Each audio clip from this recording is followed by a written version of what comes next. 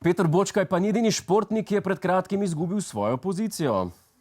Po najbolj priljubljenem ministru Juretu Lebnu SMC se je nepričakovano iz premijevega kabineta umaknil še njegov državni sekretar za šport, Peter Vilfan iz Desusa.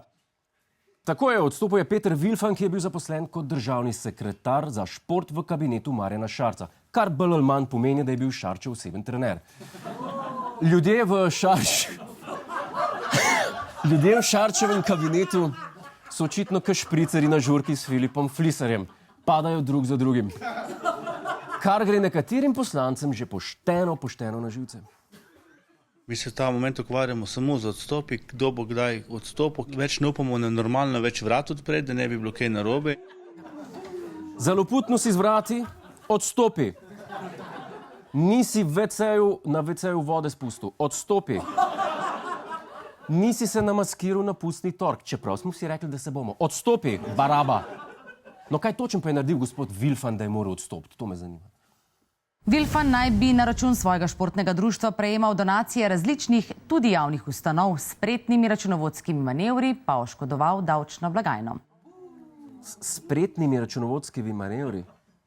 Ma ne vem, če je glih spretno, če ga zdaj vlačijo po vseh medijih.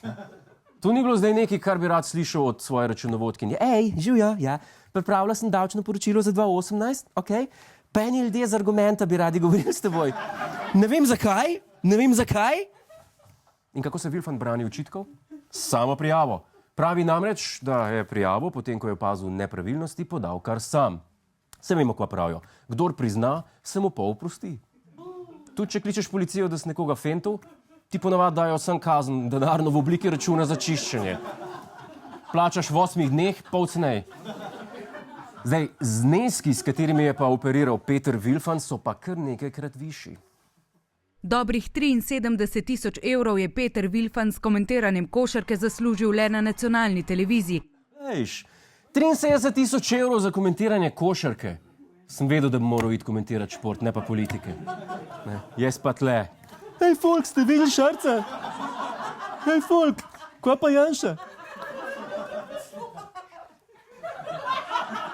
Ampak, če pogledamo z druge strani, Dragič je za zlato medaljo dobil 10 000 evrov. Vilfan pa to, kot cela prva peterka skupaj.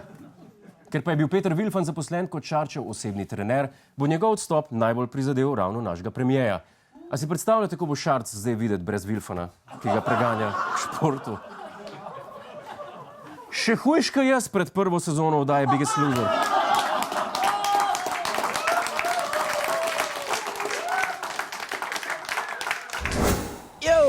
To je naš YouTube kanal.